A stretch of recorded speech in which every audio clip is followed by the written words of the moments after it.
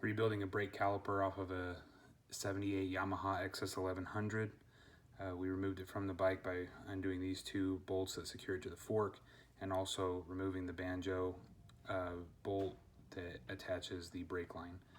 When we removed the banjo bolt, it let all the fluid out, and this bike sat for 14 years, so it was pretty dry as it was. Go ahead and pull the banjo bolt out.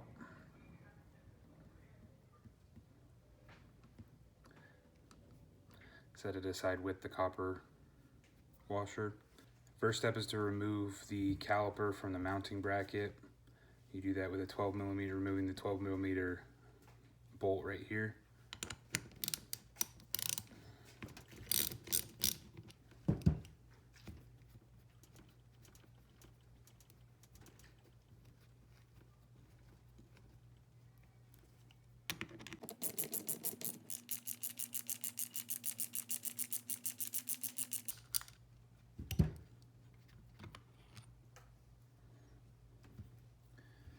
Next, you'll undo the screw that's right here that holds the brake pad on. Use a big flathead.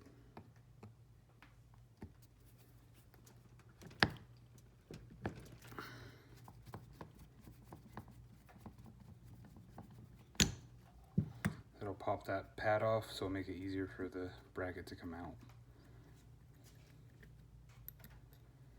And set that aside. So now that whole assembly should pop right out with the pads on it. As you can see, these pads are, front ones are worn down pretty good. Go ahead and set those to the side. So you can see the dust cover is broken. This all needs to be cleaned. The other caliper that was on this bike, because the bikes have two front calipers, was seized, so I'm assuming this one's pretty close to the same. So I'm going to go ahead and try to push that down so I can get the rest of the thing. I use a big set of pliers, even though you probably should use a press, but I don't currently have one. So go ahead. Oh, this one moved a little easier, but you can see there's gunk in there. That's actual. And so this will be able, the new clip, or the old clip will be able to pull out now. Set that aside. Yeah, see this buildup that's in there? That's all stuff that we got to take out.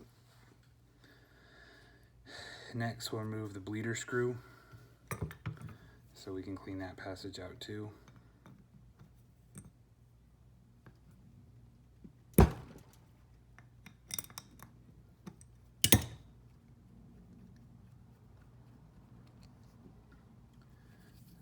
Set it here.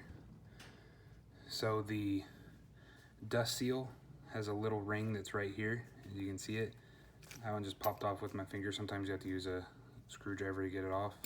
And then the dust seal itself sits in a little groove that's in there. You can see this one's almost all right, but we're going to be replacing that anyways. So right here, you're supposed to use a tool that I have a picture up of right now that goes in here and grabs that and pulls it up. The reason for that is, for example, on this is the actual cylinder. You don't want to touch this with anything so that you don't gouge it, because it'll make the seal not work. But the beauty of these is this is the part you can't touch, but you can touch that with pliers. So since it's probably pretty stuck and I have this area right here that I can actually grab onto, I'm going to show you how to do it with two sets of pliers instead of buying the special tool. So what I do is I take the big set of pliers I use to press it and grab it there by the side. First, get a screwdriver to pop it up. Move it up a little bit. You're basically using that big set of pliers as a extra leverage, and it moves it up just a little bit. Back it off just a little bit so it's got some clearance.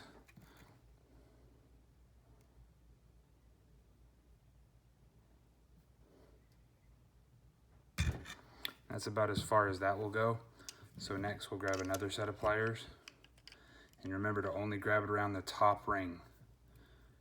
So grab that around the top, have the big ones on the bottom, and use it as leverage, the bottom ones as leverage.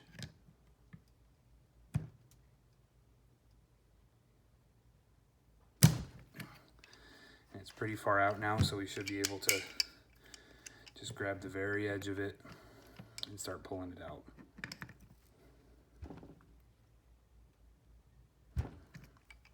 It still doesn't want to come out, so we just got to go back and do this.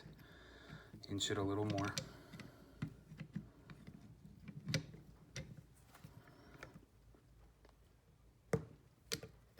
There we go. So that's basically out.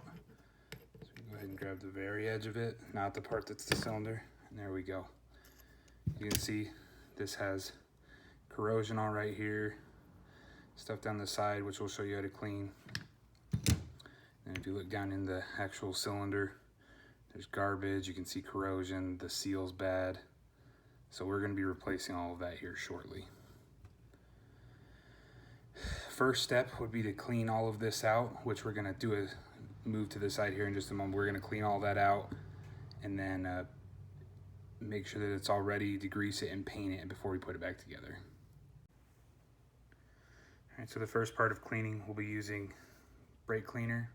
Purchased at O'Reilly's on sale for $5.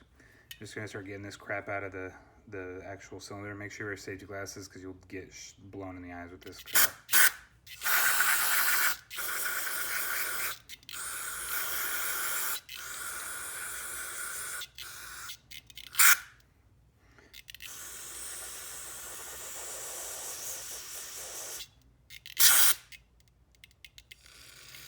Make sure you clean out the bleeder passage and where the banjo bolt goes in.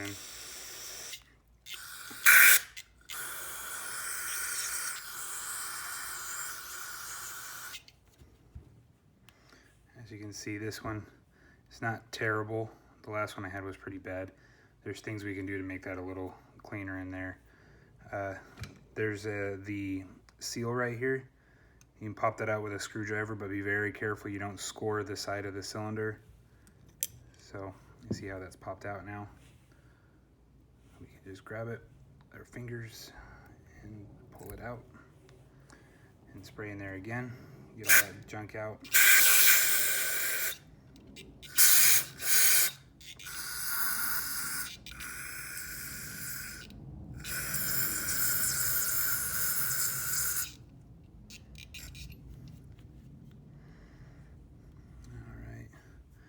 As you can see right about here, there's a little bit of corrosion in there.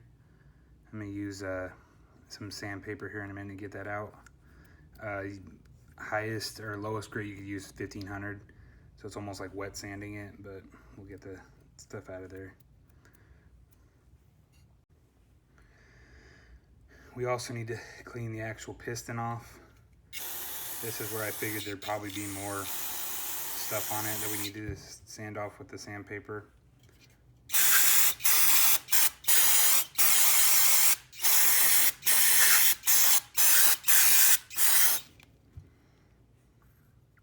And we'll set these aside for a minute.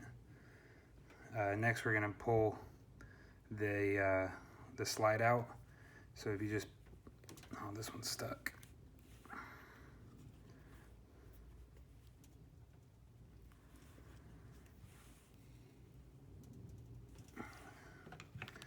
Probably just pop it out with a screwdriver.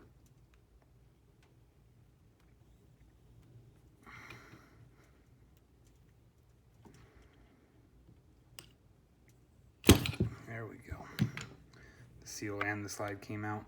We'll clean that up a little bit too.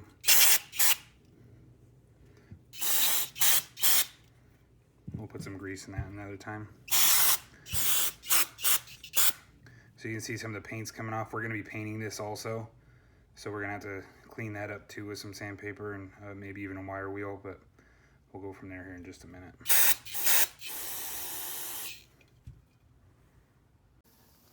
Next step in cleaning, I get a bucket of water and some degreaser. Spray it down real good with some degreaser.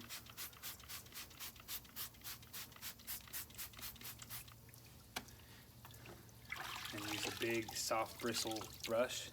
Try to clean as much of the gunk off as we can.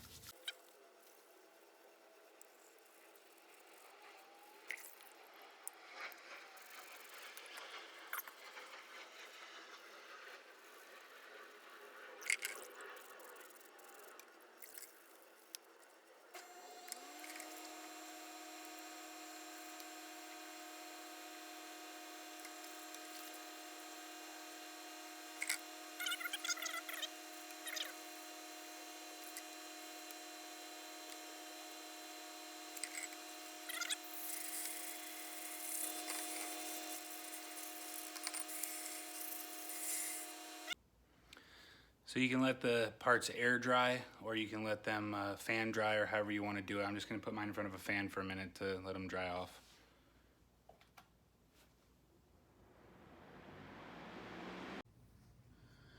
Now that the parts are dry, we're going to go ahead and tape off the cylinder and the two passages just to make sure we don't get any paint in them.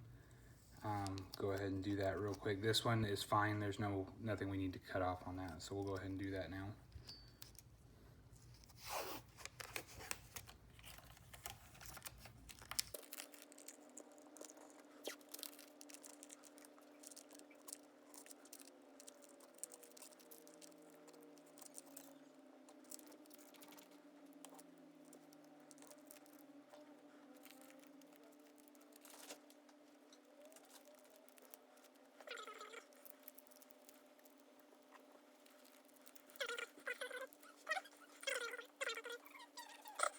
Oh, you're too funny.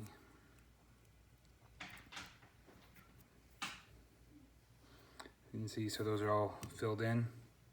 That's covered. Doesn't have to be perfect, just make sure you didn't get any in there.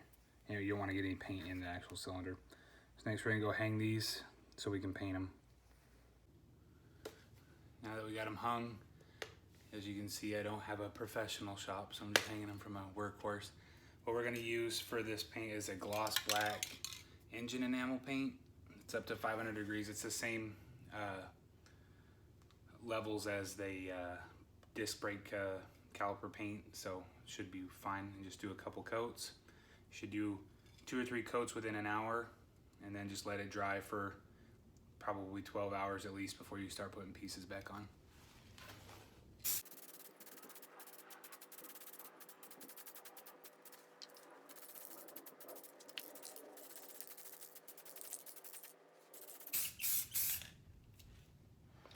We'll come back in a few minutes and do a couple more, and after this we'll